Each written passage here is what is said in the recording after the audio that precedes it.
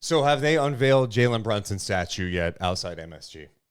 He may be getting one because the legend grows. Jalen Brunson leaves this game in the first quarter, comes back in the third quarter. The Knicks were down double digits, and he willed them to victory. 24 points in the second half, and the Knicks rally back to beat the Pacers in Game 2 to take a 2-0 series lead with a 130-121 win. So many angles, injury concerns to talk about, but first things first, Jalen effing Brunson. Jalen effing Brunson. Because you're exactly right. He put everyone on his back, but not with just like, hey, I'm going to dribble the basketball off the floor. I'm going to score all the points. I'm going to be the guy out here. It was this different type of inspiring spirit that he brought with him in that second half when he came back out there and was like, I don't care what happened to me in that first half, I'm ready to go. And obviously it ended up being something with his foot. We just know it's a foot injury. This whole time I kept telling Deuce, I'm like, are they lying about that? Are they lying about that? I can't tell what's going on with him. But right now it is a foot injury, a right foot injury. Well, I think part of it is like he gets hit in the one. Okay. Oh my God. It looked like he was grabbing his groin area. Yes. He's got his hands wrapped up. He just looks like he's beat up. He's getting banged around a lot, so you're not sure what the hell's going on. It turns out it's a right foot injury. He left this game at the 3:32 mark of the first quarter when the Knicks were up 24-17. And after he left, it obviously went to shit for them. It was much more difficult out them to generate things offensively. And you're like, oh no, is this going to fall apart? It didn't look like they were going to be able to win this game without him, although OG kept them close in that first half. Yes, he did such a great job, obviously, when Jalen Brunson wasn't on the floor, being like, all right, I'm going to be aggressive. I'm going to be the one attacking. And I loved seeing how aggressive he was being offensively because so many times I feel like that's just not a big part of his identity, his game. And he ended up leaving the game with the injury. We'll talk more about that. But Jalen Brunson comes back in the third quarter. Pacers go up a dozen. Yeah. He was laboring out there. You're wondering, is he a decoy? Is he going to be able to finish this game? I turned to you at one point. I'm like, I don't think he's going to be able to finish this game. I don't know if it was adrenaline. I don't know if it's getting more comfortable out there, whatever they gave him at halftime, the crowd. But he kept competing. And that wasn't easy with TJ McConnell hounding him. I mean, you had Nembhard hounding him. Then you had TJ McConnell especially hounding him. And I say especially because there's so many moments, close-ups, angles with all the cameras that the NBA has out there now where it's not like you're seeing, oh, TJ hand check. You're seeing TJ tackle. And in some ways, I loved that the refs weren't calling things in some ways. In other ways, I felt like it was getting a little bit out of hand, a little bit like I'm glad nothing else broke out into a fight. Guys didn't get too hostile out there because it was very physical and the Pacers did a fantastic job of trying to set that tone. TJ doing a great job on Brunson, trying to slow him down. But then what does Rick Carlisle do? For the second straight game, pulls him in the fourth quarter. Thank you. And I told Maury, I'm like, they got to put him back in. I mean, I'm watching that going, this is not a matchup that's favorable. It's nothing against Nembhard. Brunson has the advantage on him. Brunson's getting buckets. He's not afraid to put his shoulder in and be physical, get just enough space to create that shot. Nembhard had no answer. And then the Pacers start blitzing. And I'm sorry, maybe it's because I have flashbacks to a Kings-Knicks game at MSG just traumatized about a month and a half ago where the Kings constantly blitzed. You don't blitz Jalen Brunson. Especially that high, because now you're asking your defense a lot. There's a lot of ground to cover. And I think the other point that needs to be made about this is when you blitz Brunson, who is smart enough to feel those blitzes and get the ball out. The timing. Guess who he gets the ball to? Isaiah Hartenstein or Josh Hart? Two guys that know how to make plays in that situation. The defense is rotating. There's a reason why tonight at the end of the game, you look at Isaiah Hartenstein was close to a triple-double. He had 8 assists in this game. Josh Hart had 7. Those two combined for 15 assists because of situations like that. Yep. Not all their assists came in the blitz situation, but it wasn't working. Even if it wasn't that next guy scoring, it was the ball was starting to move and have energy when they blitzed Brunson. It was a mistake. The way that the Pacers defense had to shift when they were blitzing Brunson, it was just too much for them, especially when Dante DiVincenzo was knocking down all of of his shots, 6 for 12 from beyond the arc tonight. So it was like he's knocking down his threes. You have someone in Josh Hart, if you're even, giving him that first pass, speedy, boom, turns on the Jets, goes, and then makes the next best play, whether it's just a nice little shuffle pass to his big or someone out in the corner. And so you just have too many smart offensive players on this Knicks team. They're willing to make that quick decision, and that's what they did every time. I don't understand why the Pacers didn't start going away from that. And when they did, though, then they just went Nembhard on Jalen Brunson, who, by the way, fantastic defender. He does such a great job just trying to stay with him, being active, being so tough with him. But he was getting cooked. But Jalen Brunson says, this is not enough for me. This is not enough. Brunson might have been able to do the same thing against TJ. But here's what I know about TJ. He's strong, and he's going to make him work. And when a guy's banged up, that's what I want. I didn't feel like Nembhard put that same type of resistance. So TJ McConnell came out of this game after playing 450 in the fourth quarter. It was 105-103 at the time. They couldn't get stops after that. And then I thought they did a good job even in those other situations where, okay, maybe Brunson doesn't have the ball. Hart has it. Hart would attack Haliburton. The help comes over because Haliburton gets, can't stay with Hart. And then Hart does a great job finding Isaiah Hartenstein for a jam. I felt like the Pacers defense down the stretch was embarrassingly bad. Down the stretch. Not making the move for the second consecutive game to put TJ back in there made no sense. And it's not just about the defense, about TJ McConnell either. No, it's not. TJ was getting inside the paint. He was setting up his teammates. The guy had a double-double tonight. He played 23 minutes, Morgan, 10 points, 12 assists, 4 rebounds on 7 of 10 shooting. Dude. The Knicks have a problem with this guy. He's tough to guard at times. He gets to a spot in the mid-range, a little fall away. He has a nice crossover. He can get in the paint, spray out. He makes things happen out there. And for him to only play 23 minutes makes no sense. His playmaking ability, the way that he was creating for others, it just felt like there was this different fire with the Pacers out there on both ends of the floor when he was out there on the floor. This isn't always going to be the case with TJ McConnell, but what you saw in game 1 was, good things were happening with him out there. Mistake, not letting him play late in game. And then this game 2, same situation, especially, it's not like he was a liability on either end. It's not like, Jalen Brunson's cooking him, now let's put Nembhard in. It's like they should have, Rick Carlisle, he was just out of his own head tonight. Yep. And I don't think he was looking at it like that. And I just think this situation could have been much easier for the Pacers, especially Deuce, because the way that they came out in this game, I was like, holy shit, they're playing like the Knicks right now. They're playing in the backcourt, getting them, 8-second calls, backcourt violations, all these different things that were going on with this Pacers intense defense, and they just didn't have it down the stretch. And the other thing I think they failed to do is they didn't attack Brunson enough defensively. Again, this guy's not moving well. You could see it out there. He moved better as the game went on. It felt like later in the game. Yeah, for sure. In, yeah. But I feel like they didn't test him enough, especially when breaking news at this hour, OG Anunoby left this game late third quarter. He left at the 3:27 mark. It was a crazy play. Again, great defense on this situation where Ben Shepherd goes to attack, and I believe it was Josh Hart came over for the block. OG's going out in transition. He goes up and comes up limp, and you're going, what the hell happened? He immediately grabs his hamstring. The Knicks end up scoring on the play, but it was 90-81 at that point. OG out, wondering if he's going to come back. Is it a cramp? No, it's a hamstring injury. And he doesn't come back in this game. No. They go with Precious Achiuwa. And I just felt like late game, I'm like, Siakam can't get some buckets late in this game? Let's go to that because that was confusing. You're exactly right. When we know what OG is capable, obviously, as a defender. Please don't mind the barking in the background. Those are Knicks here, huh? Good one. Hey, shut up, dog. So OG, obviously, his length, right? It's just incredible what he can do on Pascal Siakam. Just contest all the things. Pascal wasn't attacking enough. You started then seeing him slowly get to his spots more and more and be like, okay, my team needs me out here. He started getting deeper and deeper into the paint when Josh Hart was guarding him. But late game, can we get him some pick and roll situations? Agreed. Can we put Brunson in some action and attack? They didn't do that.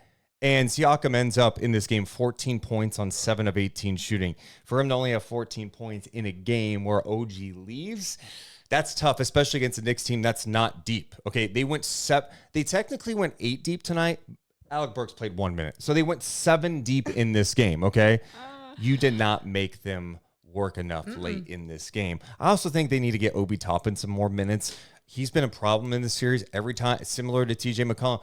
He makes shit happen. I know defensively it's not always great, but he's been hitting the three. He's been getting second chance Offensive opportunities. boards, He brings life. Here's my thing, because we started talking about this when we were watching the game. I'm like, how do you get Obi out there and TJ back out there late in the game? I'm like, both these guys, Obi Toppin being such an offensive force, knocking down his shots, just you could feel this different energy from him because it's his former team and he knows how to play in that arena. But I asked you, I go, how do you get him back in there? You said, well, it's tough because you have Neesmith out there. You want him out there for defensive purposes, right? You're not taking Siakam out. You want Turner out there. You have Haliburton out there, and the only spot is Nembhard. Do you go Nembhard? Do you go TJ? But my point is, can you give him 25 minutes in this game, especially against a Knicks team at this point that is thin? Okay, they have injuries galore. Who knows about OG going forward too? I mean, let this guy get out and run. That's when the Pacers are at their best. I just felt like when he's out there, TJ's out there, especially in that first half, things looked really, really strong for the Pacers. I know we're going on a lot of Pacers stuff, which is fine because that's where this kind of went. Tyrese Haliburton got off to a fantastic start. And yes, we're watching this going, this is how all-star players bounce back. Yep. You have a 6-point game last game where you take 6 shots, 1 in the second half, none in the fourth quarter. How are you going to respond? He had 22 points on 7 of 12 shooting, 5 of 8 from 3 in the first half. What did you like about his first half? There we go. Start with the first half, because I thought with the first half, he was doing a fantastic job of being aggressive. Even if he wasn't necessarily looking to score in the paint, if he wasn't necessarily looking to score at the rim, he was finally really attacking the paint. Yep. Whether he was creating for others, just making the Knicks defense shift from side to side, scramble up a little bit, and then you put him and Miles Turner in that little pick and pop, pick and roll, whatever Miles Turner wanted to do. Every single time it seemed to screw with the New York Knicks. He had some great defense. passes. Yes, yep. Fantastic passes. And whenever there was a quick miscommunication, he would make a quick decision, have a nice, really hard pass to whoever it was that was down at the block or in the corner. And it's magic, right? Beautiful performance. First half performance from Tyrese Haliburton. It's worth noting too, he had 1 shot attempt in the paint last game. Okay. He took 7 in the paint tonight. So Great. Making sure to attack, get the defense collapse, knocking down some shots, I think that's going to do wonders for his confidence. In the second half, he had 12 points. He had a late 3 at the end of the game. Still counts, but 12 points, 4 of 7 shooting, 2 of 3 from downtown. I felt like in the second half, the Knicks did a much better job defending him. I think there were times in that first half where Josh Hart played well off of him. And I'm sorry, you can't off of him. If you're defending Tyrese, I think you got to play up into him and bump him and be physical. You give him space. 1, he can get downhill on you. He can be kind of shifty. Or 2, he's going to launch the 3. Yep. You give him the space and you get him going, especially those deep threes. It could be problematic. I thought DiVincenzo did a nice job putting pressure on him in the second half, but I thought, again, he was too passive. He's got to take more shots. In these type of moments, you got to be more aggressive. I'm with you. And the shift has to be there. I loved his approach to start tonight. I think he had opportunities in this game to be more aggressive. He got too passive. Yeah, and I don't know what it is for him, because I didn't feel like it was necessarily the Knicks defense, which, by the way, tends to be the story in any game that the Knicks play. But I didn't feel like that was the story in this one of really shutting down Tyrese Haliburton. It was, if anything, on him going back to what he did in game 1, being passive, like you mentioned, and just obviously some of those more open passes weren't available, weren't there, where Sure. he could just sling the ball, get it there as a sexy assist, whatever. That wasn't happening. And when that wasn't happening, though, like, he's still so capable of putting the ball on the floor and creating something else. I just feel like he's not doing that enough. I know the Knicks pressure is there, but I felt like this was one of those games where this Pacers team down the stretch especially needed him to look to score and not just look to be out there and create. Yeah. So at the end of the game, he finishes with 34 points, 9 assists, 6 rebounds. But you just felt like maybe there was something more there. By the way, I just looked at the stat sheet too when we were talking about Toppin. Yeah. I didn't realize he finished with 20 points in this game. Yeah. No, I saw 20 points in 20 minutes. 20 points in 20 minutes. You got to find a way to get him more minutes. I mean, I was just looking That's at his why I said it when we were watching. I saw her. I'm just stunned by that. Yeah, because again, the bench points for Indiana tonight were 46-12, which I think can end up playing a significant role going forward in this series in Game 3. Agreed. Yeah, so, Miles Turner tonight, really quiet night. 6 points, 7 rebounds. He was 3 of 11. He took some bad shots. Step back 3 that he tried even taking that on game, Hartenstein, it like just a made hero no sense. 3, No, and it was like you guys could still No. chip away. They rushed too much. They had Agreed. opportunities. I felt like if they showed a little more patience, and I think that's kind of the problem with the team who plays fast all the time.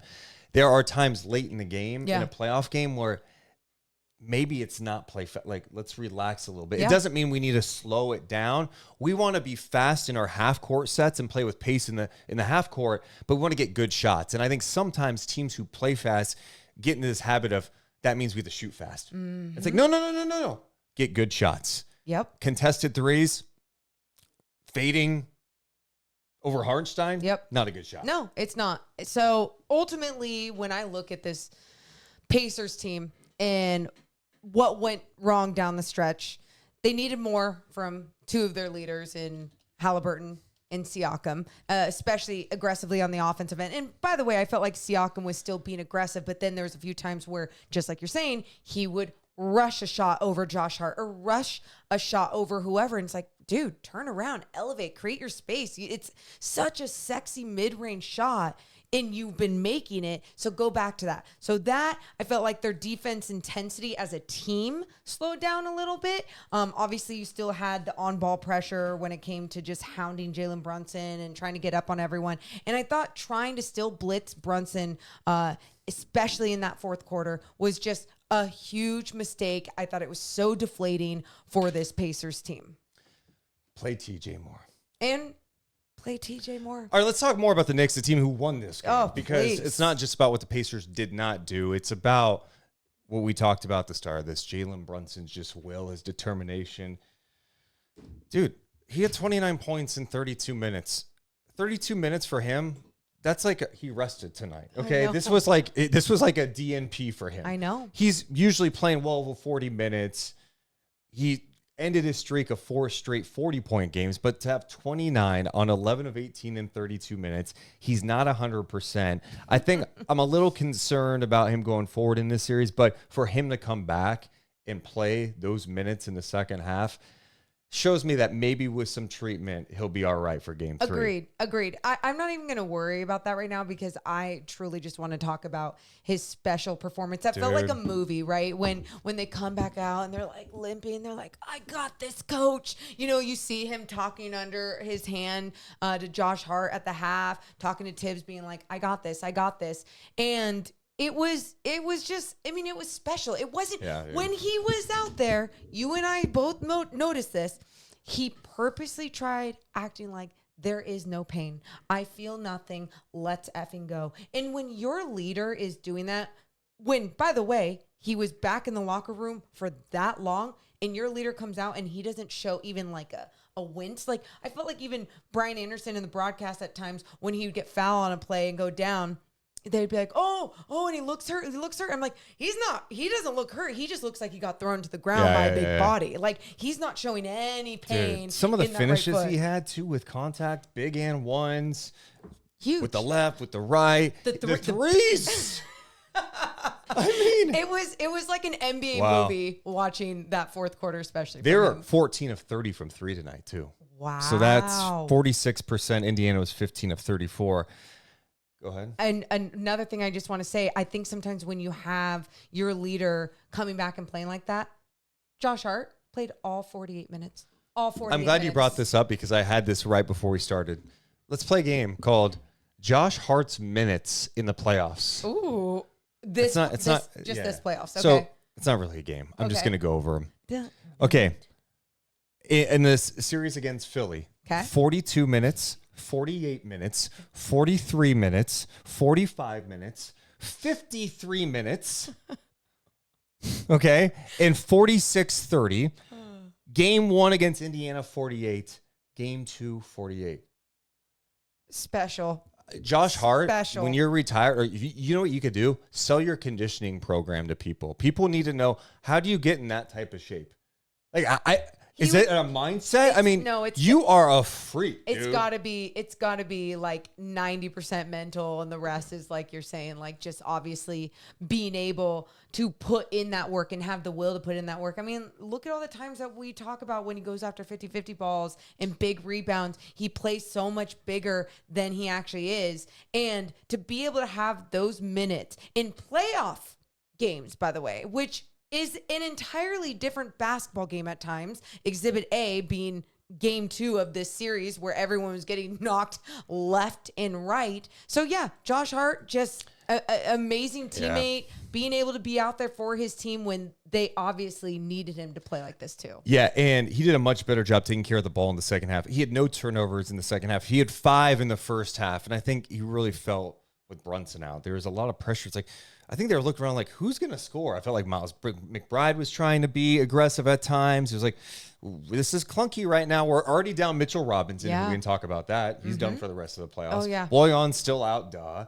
We know Julius has been out forever. Yep. Now you got OG banged up, Brunson banged up, so many guys out. So it was a little clunky, but Josh Hart finishes with 19 points, 15 rebounds, 7 assists. That block I mentioned on Shepherd and a steal in this game. Another fantastic game. This guy is, I think I've said this to you before. This Knicks team, like, we're in Sacramento, all right?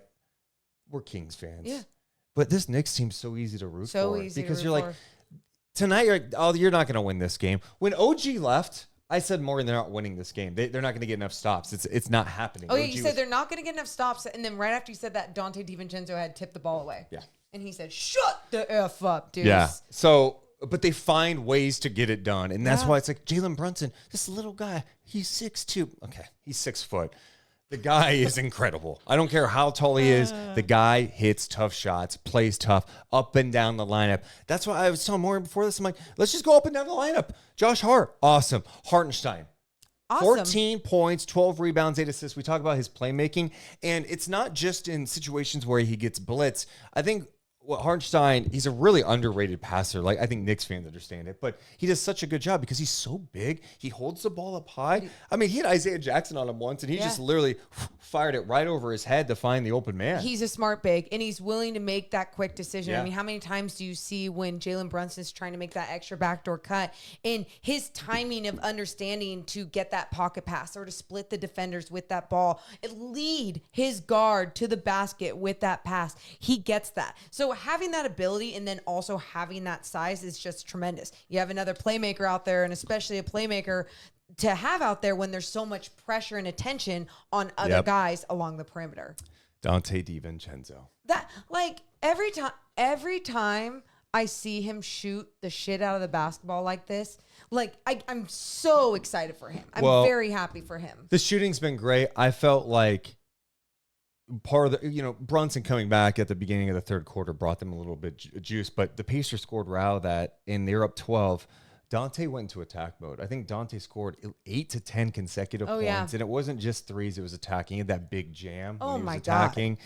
But the three-point shooting's been tremendous. He was 6 of 12 from downtown. And Stan Van Gundy was making a point on the broadcast too, which, I mean, it's such an obvious point, but it's like, it's always nice to hear once in a while when it's not someone like Steph Curry, when it's someone like Dante DiVincenzo, and he was talking about how, you have a guard that can shoot, but if you can move without the basketball too, like, you are something different. And that's exactly, he's not only willing to move without the basketball, he's also he's able to score at the rim, to throw it down. I mean, whoever is there, get crafty and score. I think the play that he had that dunk was when Neesmith was kind of overplaying him, denying him from the 3-point line. And you're right. He moved without the ball, cut. They found him, dunked it. Amazing play, brings life, energy. And then he gets so many good looks because, well, you're going to blitz Brunson. That means trouble. You can't leave a guy like that open.